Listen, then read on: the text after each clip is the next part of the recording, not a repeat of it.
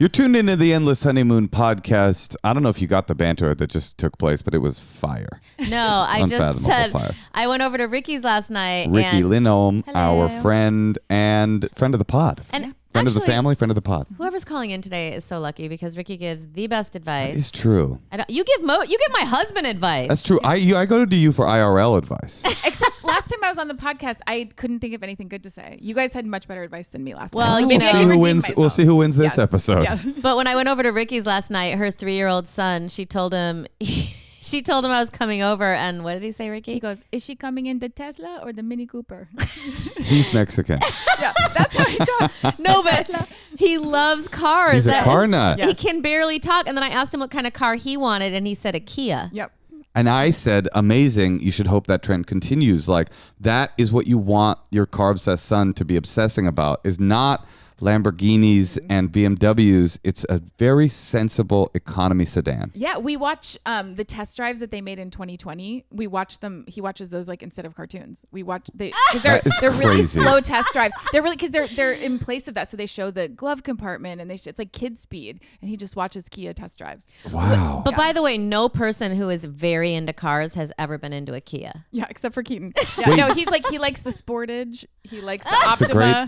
These are great practical options. Yes. Our daughter does not know what kind of car we He drive. likes I the don't GT think. line. And she's 4 years older. What do you think it's expressing in him that he loves this so much? What is it satisfying? I have no idea, except like the boy thing. You just think it's male. He's so boy. Except He's Kia such- kind of cancels it out. Yeah, he's not talking about rolling coal in a Dodge. He's talking about You know a what? nice hybrid that gets 39 miles per gallon. Yes. You want him being like, Jaguar. Yeah. No, you don't, because then you got to buy a Jaguar. Yeah. You want to buy a Kia. This is good. But I am teaching him to read with the car book that my mom made. So I can't. this Oh, is with a so car true. book your mom. I thought you meant the owner's manual. She made no.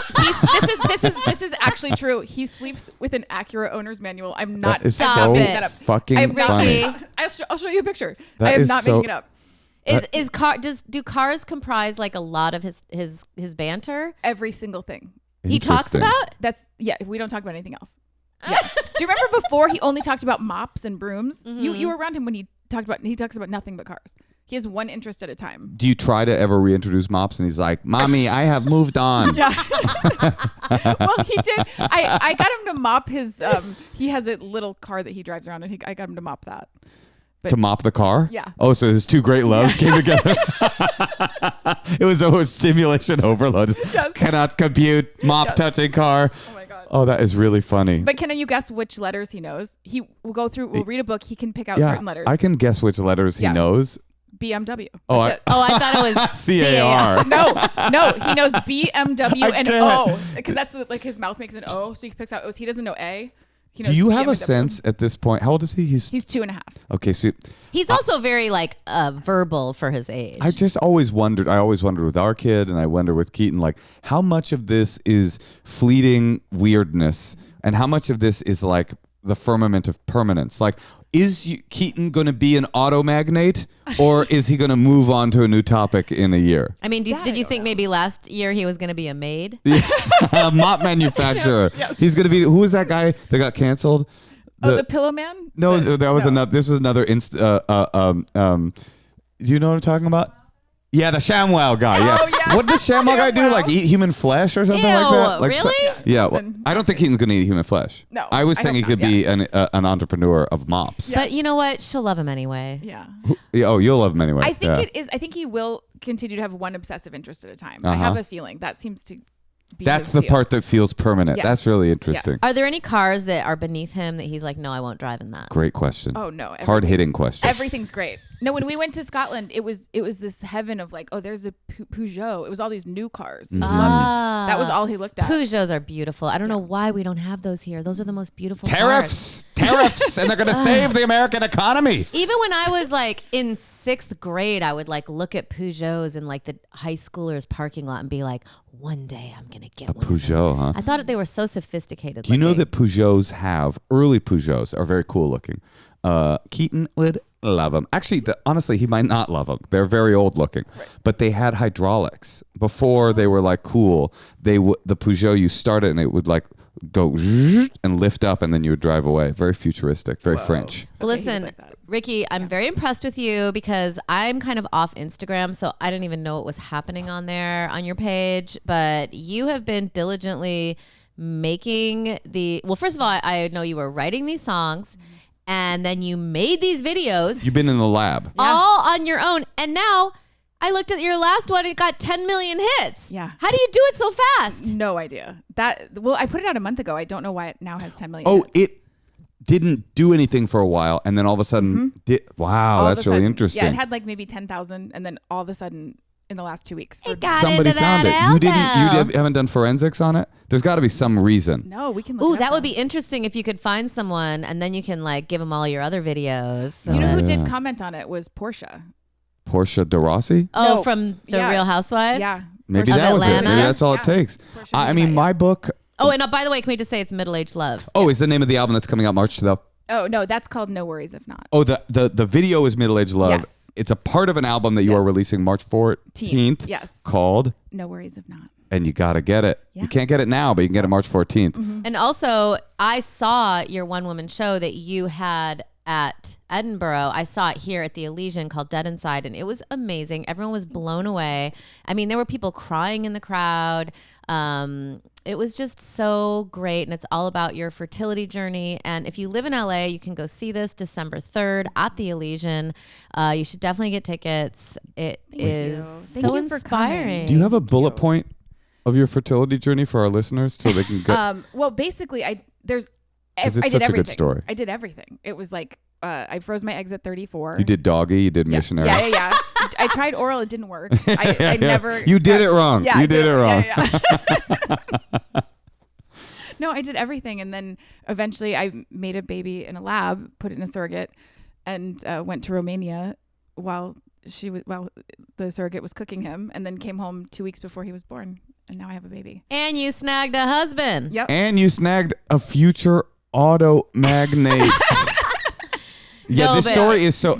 This is of the bullet point version. The story is so wild and so cool and so emotional. If you have a chance to see Dead Inside, you Thank owe you. it to yourself. Thank you. Yeah, that was kind of a factual bullet point. I don't know how would you bullet point it?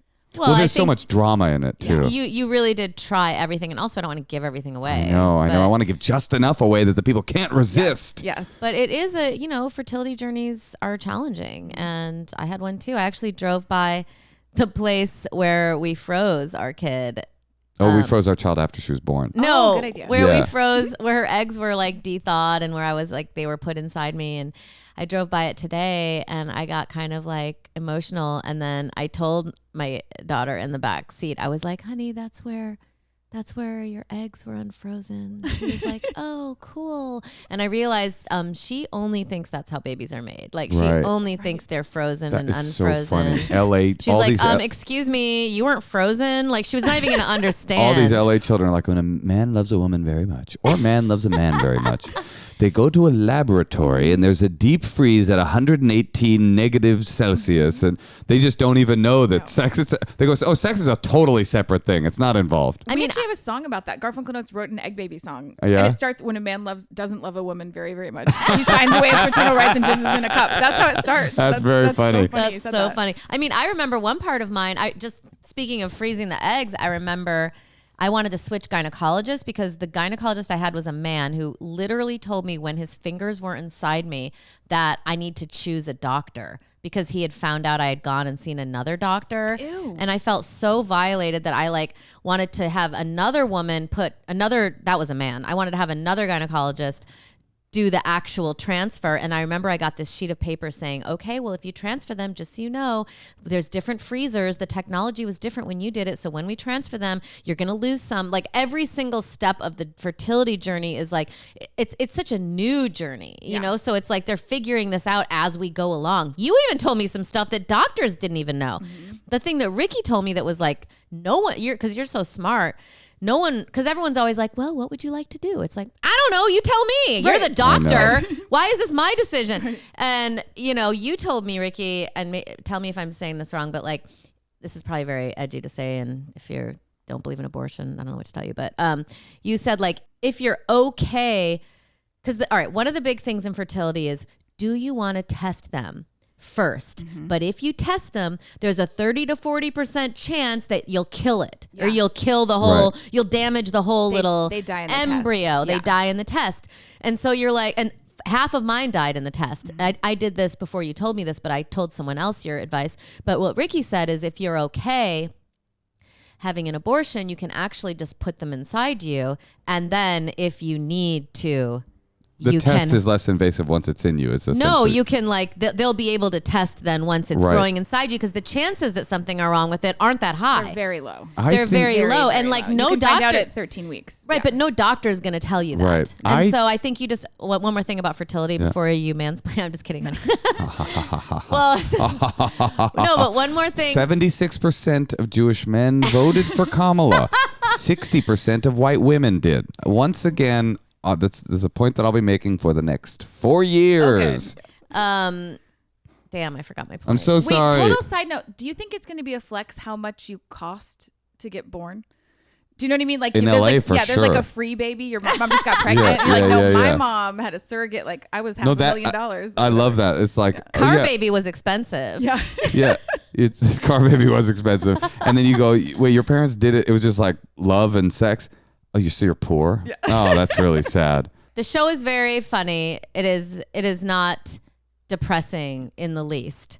But I just think it's like so important for women to talk with each other, because we all, and then I made the decision I made based on a friend who had just gone through it, because I asked her, I said, I have 2 embryos. I put one inside me and it died.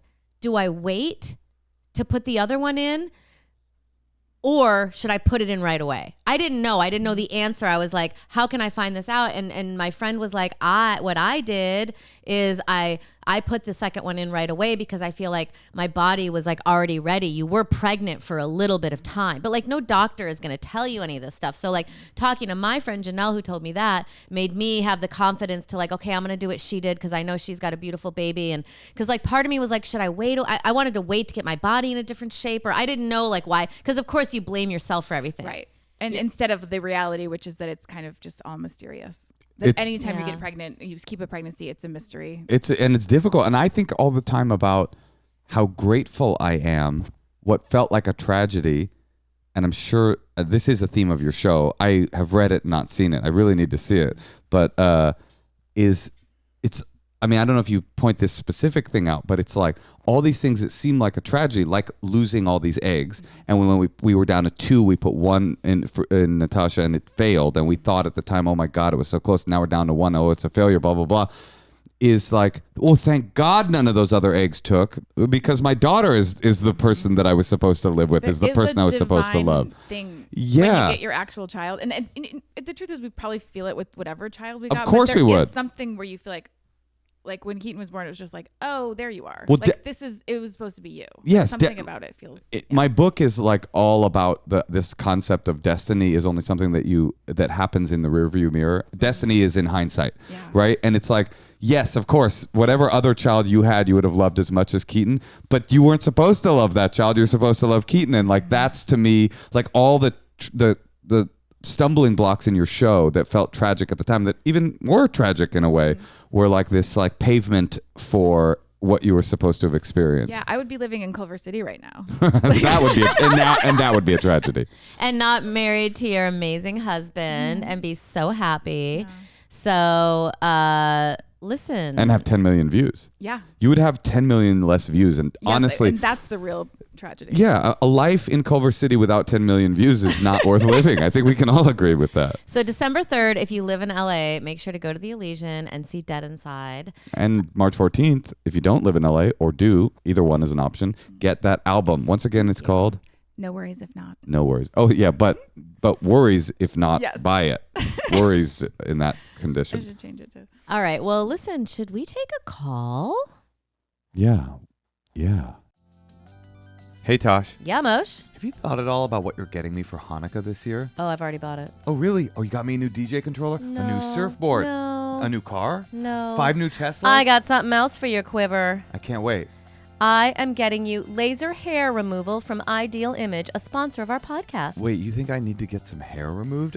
I mean, Moshe, our Drano bills are through the roof. Yeah, we spend over $65,000 on Drano. If you're tired of that, if you've got a troublesome hair, if you've got a little mustache you don't want, listen, maybe you like to be her suit, but if you want to get rid of some troublesome hair, go for Ideal Image. Ideal Image is North America's #1 medical aesthetics brand with over 20 years of experience and 20 million successful treatments performed. I, as a very hairy man, love Ideal Image because there are, even as a person that loves my body hair, there are places where I don't want it. And laser hair removal treats hair follicles right at the root to permanently reduce unwanted hair. Laser hair removal saves time and money compared to a lifetime of shaving and waxing and threading. I've done so many painful things. If you have been thinking about getting rid of some hair that you don't want anymore, we definitely recommend Ideal Image. It's North America's #1 medical aesthetics brand with over 20 years of experience and 20 million successful treatments performed. They also have exclusive technology that treats all skin types and tones. You will love it if you've been thinking about it, if you want to get yourself something special for the holidays, if you're getting ready to go on a vacation and you want to get rid of a little bit of that bikini line. Or a gift for your hairball husband. That's right. It makes a great gift. Don't miss Ideal Image's best sale of the year. Get your free consultation and up to 85% off when you schedule at ideal.vip/honeymoon. That's www.ideal.vip/honeymoon for up to 85% off. That's almost 100% off. Oh, I would like you to get 100% of your hair off. You want me to be completely bald and hairless? Ideal Image.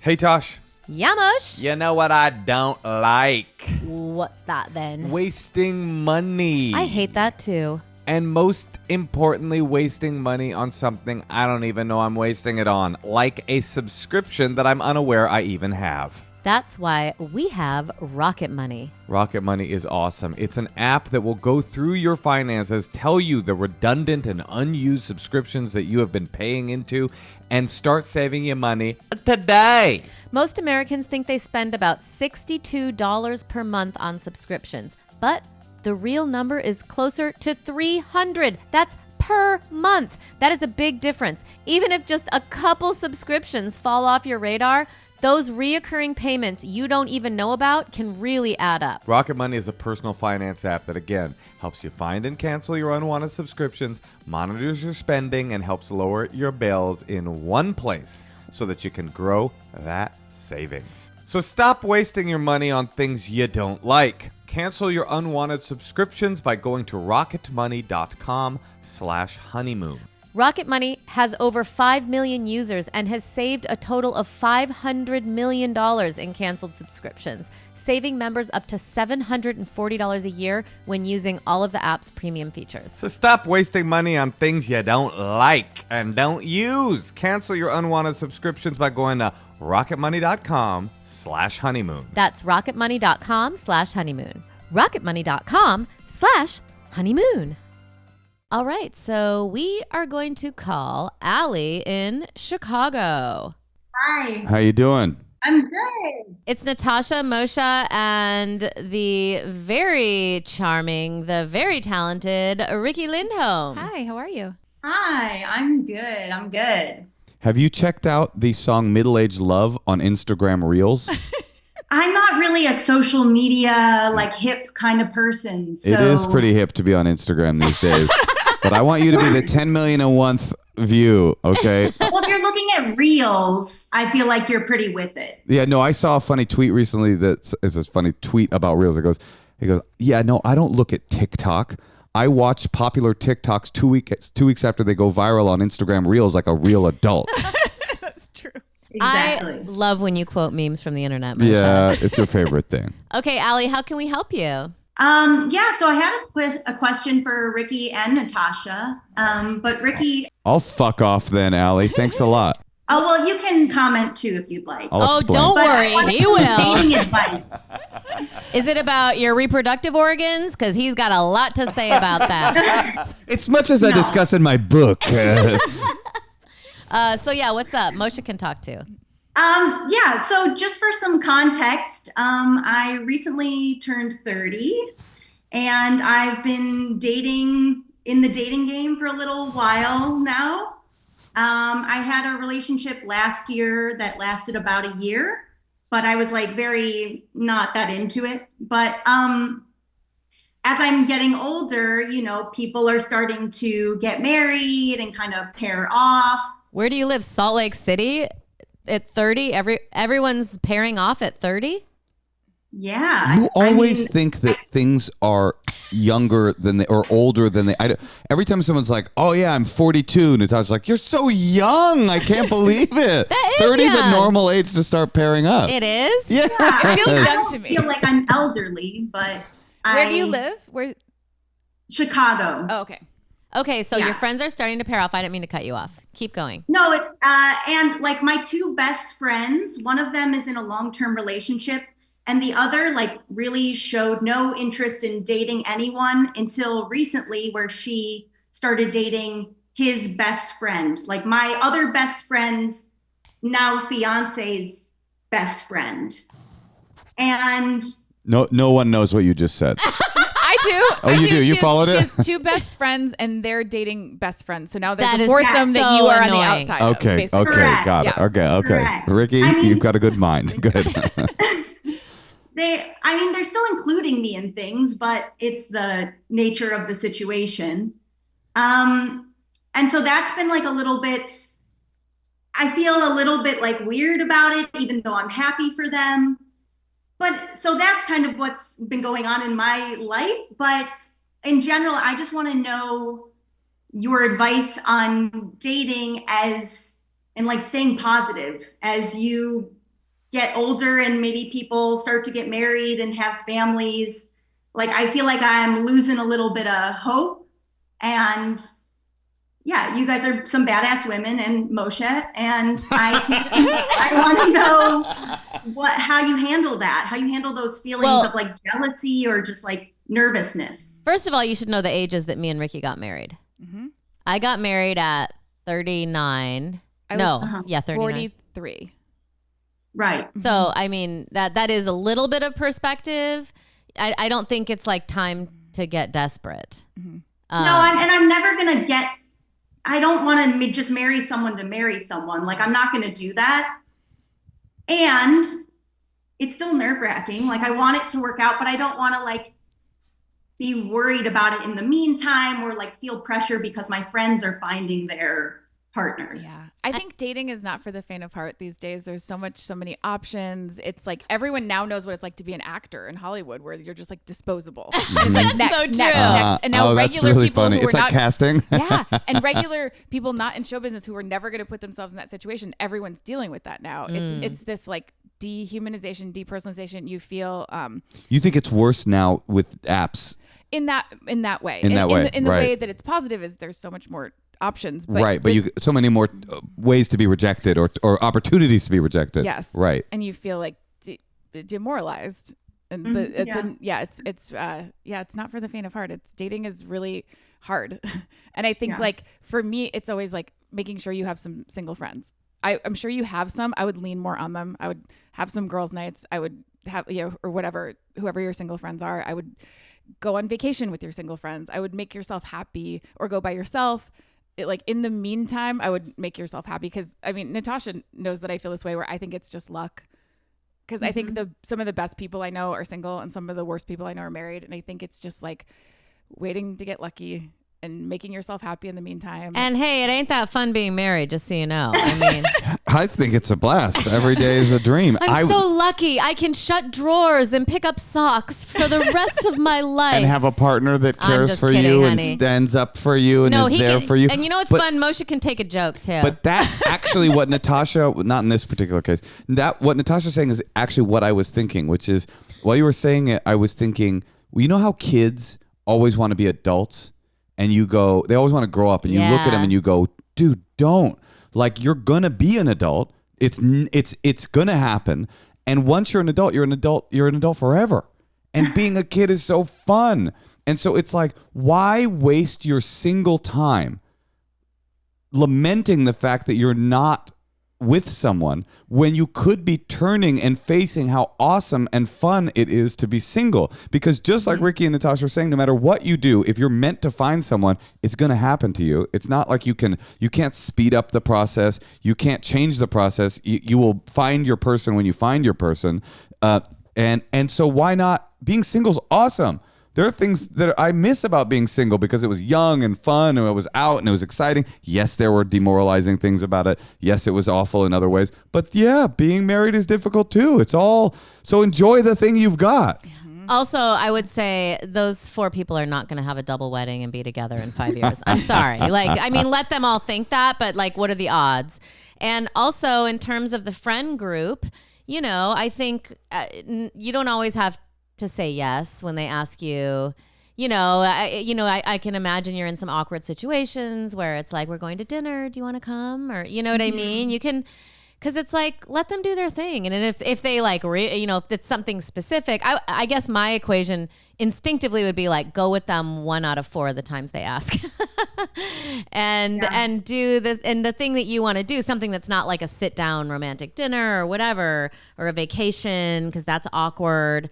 But, dating and like what Riki said, relying on your single friends. And, I think single friends are good to go out with too. But it is Riki is so right. It is rough out there. I mean, I have gorgeous friends who are just every guy, just no one wants anything serious. It's just it is unprecedented, especially for men who are not inclined as much to settle down.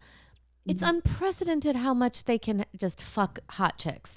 They don't have to work for it at all. Well, hot chicks can fuck men too. No, but it used to be. I know, but I'm just saying for men who are that was always the case. Men are less committal. That's true. Historically, that's been easy. Well, Allie, do you want a boyfriend? I do in the future.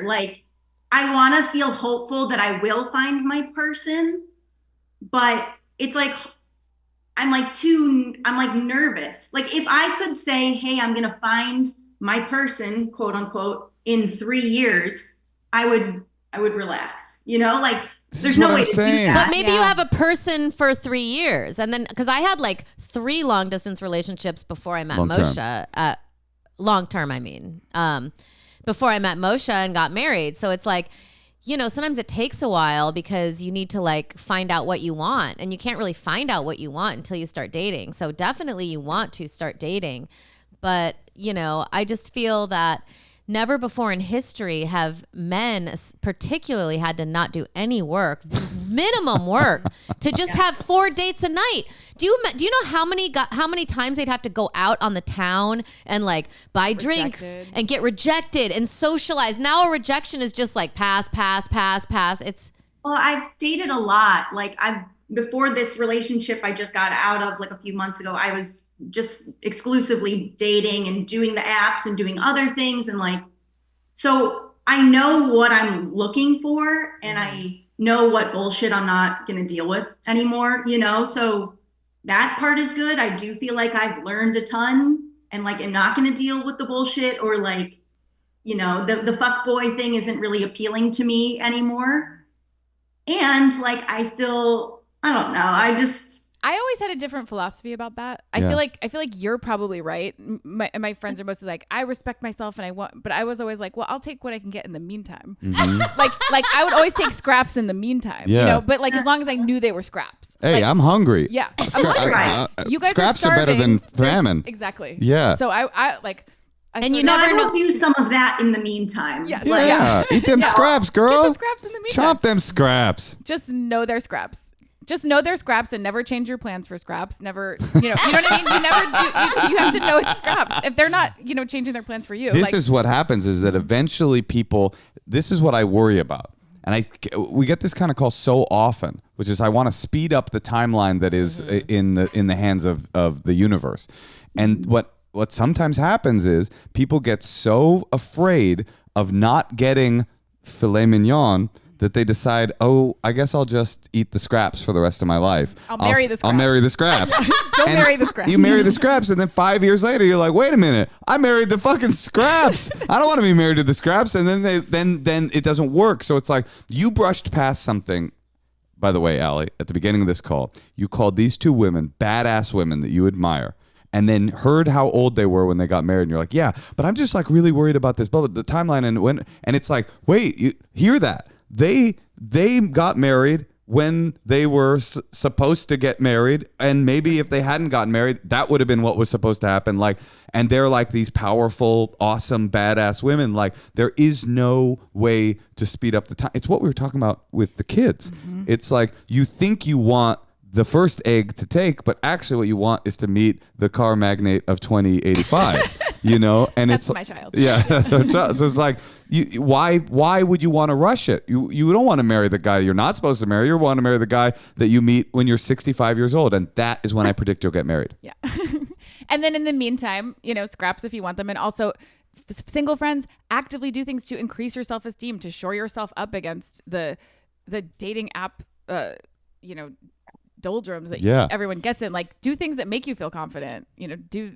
Actively do that. I was watching this Phyllis Diller interview on YouTube the other night. I don't know why, but she was like, I'm always trying to better myself every single day. I'm only eating carrots today. What did you do? To the interviewer. And I'm like, and it was like the 80s, so she probably thought that was a good diet. But like, it's like, how can you challenge yourself? Like, challenging yourself does help you bloom in new ways, like, and I think that finding ways to challenge yourself, and whether that's with interests or abstaining from things, or I don't know, I mean, it's like I think that there's like a power in that. Yeah, there's this on the timeline tip, this story, I think I might have told it on the podcast before, but this speaker I once heard in AA, she was a woman, and she was married to a man that was like 25 years younger than her. And she said, like, her whole life was great. Everything was perfect, but she couldn't find love. And she kept praying to God, like, why won't you send me love? Why won't you send me love? And then she finally got married to this guy when she was much older. She was 50, and he was like, I don't know, maybe she was 60, whatever it was. He was a lot younger than her. And she said God was going, listen, I've got somebody for you. You hold on. He's 8 years old right now. Like, you just got to wait. Like, you don't know when you're not supposed to be. This information Ricky's talking about, the information of you're supposed to be with someone. Oh, your age. Now you're 30. You're supposed to. You should be. The time is the time. That's not real information. That's fake, false, external pressure information that isn't true. You're supposed to be exactly where you're supposed to be. You can't speed it up. You can't slow it down. You'll find the person if it's supposed to be. Yeah. And I think it's having faith in that is what I need to work on. Mm-hmm. And making yourself happy. Yeah. Yeah. Yeah. Like, do the things that you want to do. And don't compare yourself to your friends who think they're going to have a double wedding when they're not. And if they do, you can zip line into the ceremony and stop it like The Graduate. You're like, I miss my friends. No, and maybe you want to plan something with the two girls that you three could do together. Like, the next time they ask you, out of guilt, like, hey, do you want to come to our romantic dinner with us tonight? You can be like, oh, I can't tonight, but why don't the three of us go see that movie on Thursday? I would love that, or something like that, But what Riki said is right.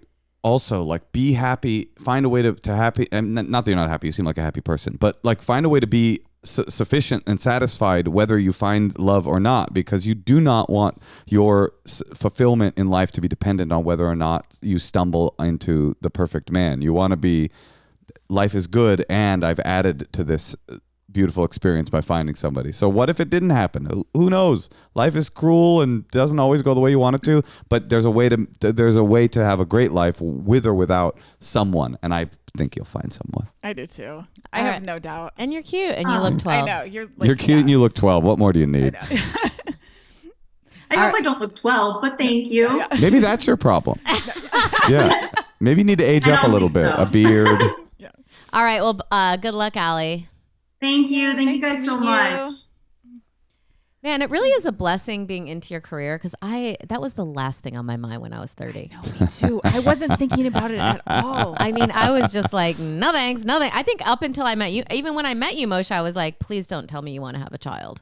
I mean, I don't remember that opening line, but speaking of which, we were talking a lot about surrogacy. Have you guys heard that the Catholic Church is really coming out hard against surrogacy?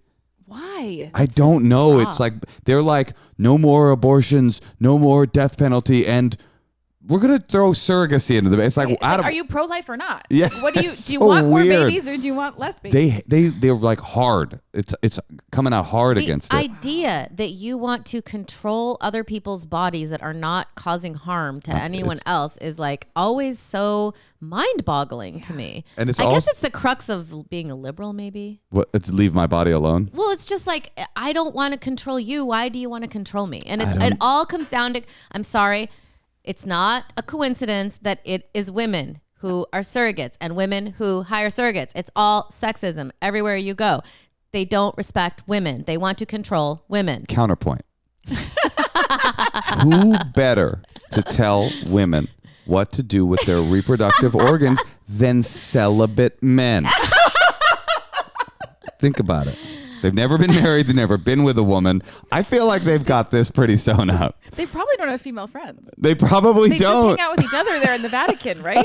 Like, I mean, sexism is so real. Misogyny is so alive and well. But there's a special version of it in the Catholic Church because it's like, well, you don't even talk to women. Like, well, how are you involved? You talk to one woman, right. and How it's many women Jesus' are in mom. your phone? Like, you show me. Yeah, I want to see the Pope's phone. Like, There are definitely very few women in the Pope's phone. Okay, well, you know what? We did so good with that call. Riki, I thought you had a nice perspective for her. Let's call Gabby in Washington, D.C. Hey, Gabby. Hello. It's Natasha, Moshe, and Riki Lindhome. hi. Hi, Riki. Hello. All right. So my question for you all is, how do I move on from the only person that I've ever truly loved? Yeah. How long ago did you break up? Well, the thing is, we've been off and on for about 8 years. So we met our freshman year of college, and again, we were off and on. Our senior year, he really broke my heart. There were a few years we didn't talk, but eventually he contacted me again, and we kind of got back into it, and he even flew halfway across the country to see me. We live in the same city again, and we're back in the same pattern of when it's good, and then just out of nowhere, it'll go really sour, and we don't talk for a few months. And, I know that we'll never escape this toxic cycle. But when I have tried to date other people, it just is never right. And I don't know how to really move on from that. Well, you don't deserve a toxic cycle. I do think time is your friend, and it's hard to see that when it feels fresh. Moshe? Well, I are the two things. definitely. Well, feeling fresh is the whole problem. I mean, it's so funny. The call you weren't privy to the call before, but these are, I swear to God, these are the two not to belittle your pain because it's real pain, but these are the two most common sort of queries I feel like we got on this podcast. The last one was, I'm getting older. Why have I not found a husband? And this is, I have a love that isn't right. I know it's not right, but I can't move on. And it's always what Natasha's saying is time is your friend, but the problem is you extend the time. Every time you go back, it's like having a wound. Mm-hmm. Every time you pick the wound, it gets hurt and infected again. That's And then so you true. go, it's by being in the relationship cycle with the guy, you ensure that you cannot move on from the guy. That is the problem. The reason that the other people don't feel exciting is because you're still emotionally engaged with this other person. Not that they would have been exciting, but part of dating is you date a bunch of unexciting people. That's all dating is. You date a bunch of boring fucks and you're like, nope, scraps. And then eventually you go, oh, it's you. But it takes sometimes years. But how could you possibly even notice the exciting person that comes along when you're busy? You went back for that toxic. You went back. hit. Yeah. And I think it's fully letting yourself, having it really land that every time you have contact, the pain starts over. Like Right. you don't go back a step. You start from the beginning again. So like you're healed. You're like 3 months out, and then you look at their Instagram, you start it over. So you keep starting the pain from the bottom, and you never kind of get all the way. You know, you see that little bit of light, and you start to get toward it, and then you're like, I can't take it, and you go back. And it's like, how do you have, you know, how like mute them, unfollow, no contact? Like, how do you do that? Can you do that for 3 years? Because I bet if you can, you'll meet someone. And also getting rid of the narrative that I think you said at the beginning, this is the only person I feel like I can ever love. I mean, have you felt that before, Riki, about people? My first heartbreak was really, really painful. Subsequent heartbreaks were nothing was as painful as the first one. Yep. It is. Yeah. I remember you talked about that. It doesn't even matter. It was like, so hard. What happens after? Like I went through the most brutal breakup after that, and it was like nothing compared to the first one. And like, probably even a more profound relationship with the person, and yet that first one. Oh, the first one. It's never going to be that brutal again. I don't think. This is like drugs. It's like drugs, right? It's like I'm sober, and it takes a long time to get sober and have sober life feel meaningful and good. Like a long time. You know how long it takes to get high? No time. You will walk to your drug dealer's house, you get high. This is the cycle that you find yourself in. Well, most people don't need to walk to a drug dealer's house to get high. Oh, they come over? No, you get high in your house because you have drugs. Well, I was 15. Oh, I see. So things were different.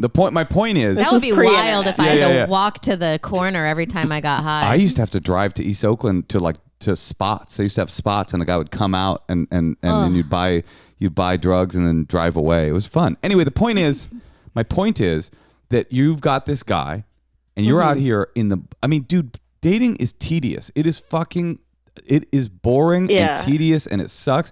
And it's getting worse. It's getting worse. I'm in my mid to late 20s, and you can imagine just how bad it is. Well, right at least you're in the demographic of every man. Your age demo, every man has. Yeah. Everyone's looking for you. Everyone's looking for that. Like I have, friends who are 40 and like they don't make the cutoff to even be in anyone's feed. But so, at least you're being seen. But yeah, you've got this thing where you go out on a date and it's a boring, uninspiring guy, and you're like, I'm gonna do this for 3 years or more, or tonight in an hour I can feel something.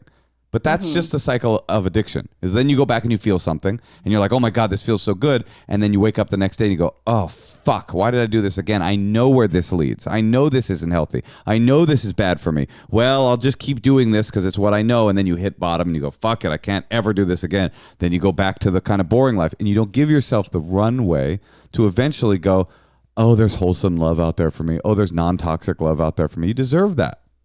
That is what I think. Do you feel like you can separate from having sex with him, having contact with him? I know I can, because again, there was like a 2-year period where we didn't speak, but that was because of him, not because of me. Is it usually because of him? Like, does the toxic cycle end where he says I'm out? Yeah. I mean, you've got all the information you need. It's like, what do you mean? How can you get over it? He's over you. He's just going back to you to get his emotional rocks off. I mean, I'm not saying he doesn't like you. I'm sure he does. But he's not capable of being in a relationship with you. So it's already over. You know what you'll get every time. It will always be the same thing. It's a dry well. There's no water there. But you could go find water. It's just a long walk. So what does she do in the meantime? Move on. Yeah, I think no contact. And if you need to like keep it nice, you can even tell him, be like, I'm blocking you. Don't take it personally. It's for me. This is not aggression. Oh, I don't have to be nice. I don't mind being mean. But if you just wanted to, I didn't know what your situation was. If you don't want to hurt their feelings, you can just explain like, he's hurt not my contacting feelings you. enough. Okay, then fuck just him. go. Yeah, fuck him. I thought this is someone you loved. Okay, sorry. It's toxic love, Riki. Right. It's been a while for you. Right. Then I guess block him. Yeah, block him on every single thing, and don't look at him, and start the pain clock over again. Yeah, you're gonna go right back to it, but know that you're gonna come out of it. And you do have to, when you're ready, go on dates. And oh God, I know. And you don't have to do it the way that everyone's doing it. You can meet. Go to a John Waters movie, right? Stop it. There are ways to meet people, though, like at work, at school, at social things, like, it's like you have to don't just think the narrative in your head is, internet dating sucks and that's the only way to meet somebody, because it's just not true.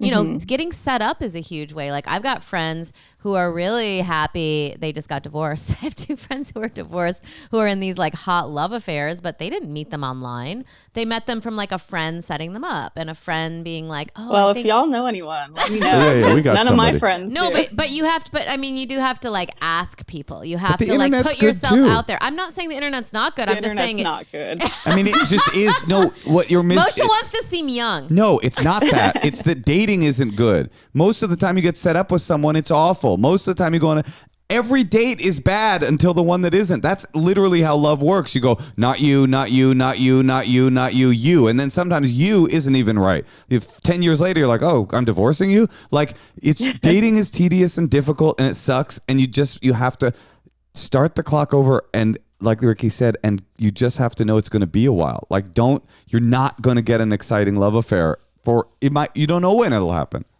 Yeah. It sounds like you really need to detox from this Detox is the word. Yeah. I know it's not the best. It's not the best news, but when in a detox, like again, we were talking about the self-care. It's like, I do think that like making a list of all the things you like to do and looking at it every day. And, I'll do that sometimes and try to like make sure I'm doing like 3 or 4 of these things, and they can be whatever makes you happy. It doesn't have to be like productive things necessarily. And I did learn a lot about myself from my first heartbreak. I learned a lot of things, things that I did wrong in the scenario, and how I can not be that in the future, and how I can avoid those same traps, or, you could learn a lot from this. Yeah. If it's drugs, if you accept my premise that it's drugs, maybe you don't, but if you do, it's the same thing. It's drugs. Okay. A person comes to rehab or AA and they say, okay, I need to move away from heroin. How do I get high some other way? And they go, oh no, we don't do that. The only thing we do here is for you to get better. You go, oh no, that sounds terrible. I want to be able to get high on in another way. That's not available. So if you go to these dates going like, oh, how do I get loaded on this man? It's just not going to happen, because you're still dancing with your drug. Once you cut it off, it's going to be a long process. There's only, in like stand-up, people go, how do you get good at stand-up? And every stand-up has the same answer always. You just got to get on stage a billion times. There's no other advice. No other advice exists, because there is no other path. There is no other path for you getting away from this guy, but then cutting him off and dating other people until you find somebody else and moving on and healing yourself. Well, you could be a UFC fighter and then start a podcast. I'm That's just saying true. there's a lot of ways. No, actually that advice is less true now with the internet. That is true. Natasha, point taken. Thank you. All right, Allie. Well, we know you can do it. You did it for 2 years. Even if it was initiated by him, you weren't like, you survived. And yeah, you're I think gorgeous. I needed the public humiliation ritual of admitting this to someone. Well, right. No, Yeah, I mean, now you said it. Yeah. not to keep coming back to the AA analogy. It is. It's very AA. But there's this AA analogy that about if you're an alcoholic, your problem is that you're a car driving down the road and there's a terrible sound, right? And you ignore the sound and you try to pretend the sound isn't there, and then you that was me when I was 16. Yeah. I would run out of gas every single Oh, time. literally, you would ignore the sound. Yeah, and then eventually the sound grows and grows, and you can't ignore it any longer, so you take it to the mechanic, right? And the mechanic goes, oh, you've got a broken carburetor, right? Now, you haven't gotten any closer to fixing your car. What you have gotten is the information that you need in order to fix the car. Now you have the information you need in order to fix the car. You've said it out loud. My car is broken. This is not a drivable vehicle. So now I need to fix this thing. Yep, you're right. I'll block them. Block them. All right. block 'em. Be Poor guy. strong. And just think of that visual of starting your painometer back up. I forgot what The you pain said. clock. The The pain clock. Yeah. But it goes away. It goes. The pain will does. go away. It does. Time will make it go away. There will be a time if you commit where you will go. Promise. Where you go, I can't even believe I was that fucking strung out over that dude. What a loser. I cannot believe it. I do not feel He that. is a loser. He's broke. Yeah, poor people. Oh, and that's a great but that's a great I know we have to go, but I do think that is a great thing to keep in your mind, a running list of all the things you don't like about him. It really does help. All the things that he doesn't have that you would like in a partner. You don't want a broke partner. You don't want a partner who won't commit to you. You don't like the way his hair smells. I don't know what it is. Just get that going. Get that list going. Don't think about the dick because I know it's good. I'm sure it's good. It's obviously really good. Yeah. It's got to be good. That's the main issue. Yeah, no, it's got to be good. We know it's good. And often, fair. to be honest, often the worst of us are the best, the best dick slingers. I mean, this Is real. Imagine his dirty ass dick. No, don't imagine his dick. No, don't imagine. Don't. But it's got shit smeared on it. No, it's No, too it late. doesn't That's matter. hot somehow. It's such a good dick, even with shit on it. No, Doesn't matter. Well, you know what? There's a lot of nice dicks out there. yes, So yes. Imagine the next dick. All right. You Thanks. got this. You deserve it. All right. Bye-bye. I love that idea of the public humiliation ritual. Yeah. Well, I thought you were going to say your first step is admitting you have a problem. Well, that is what it is. It's like you admit that there's a problem. You go, okay, I'm taking it to the mechanic. Then you find out what you have to do. But yes, that is it. It's without admitting to yourself that there is a problem, then you cannot solve the problem because you don't even know what it is. At any rate, this was good. What a good Yeah, intervention. and also both of them, they're both going to meet someone. They're both of our callers. Oh, They're totally. gorgeous and cool. I know. They're wonder. going to look back and be like, what? I was fine. I I was just- fine the whole time. I mean, do you think about your first heartbreak like that? I mean, you must. I do. I go, what? I was sleepless, sick, physically ill over a person that Well, I don't it's even like remember their last hormonal, name. too. It's hormonal, My yeah, friends for called sure. it the year of crying in restaurants. Yeah. It's totally true. I couldn't get through a meal. Someone would be like, how are you? And I'm like, not good. I couldn't do it. Yeah. Yeah. There's something about that. But that's a cute year to look back on. Yeah. But I did learn a lot about myself. And now look at you. Yeah. You got an album coming out. You Yeah. got 10 million views. All right. Well, listen, Riki, it has been so great having you on the podcast. Make sure to follow her on Instagram. Is it Riki Lindhome? Yeah. And also, your YouTube channel is popping. It's popping. It's popping. Yeah. March the 14th, you can get her new album. Yes. And December the 3rd at Elysian Theater in Los Angeles, check out the show. Thank you. Dead Inside. Okay, now if you have a secret, give us a call at 213-222-8608. If you'd like to be on the podcast, you can email us at endlesshoneymoonpod@gmail.com. And you can find us on Instagram too at endlesshoneymoonpod. Subscribe! And also, always be a member of our Patreon. We've got all kinds of perks and delightful things. Oh, we're And in actually going to fact- do a dating thing. We are. And in fact, Riki, if you got 10 more minutes, Yeah. maybe we'll do a secret Patreon only exclusive with Riki. And if you are on our Patreon, you can hear this too. But in the meantime, I love you. I love you too.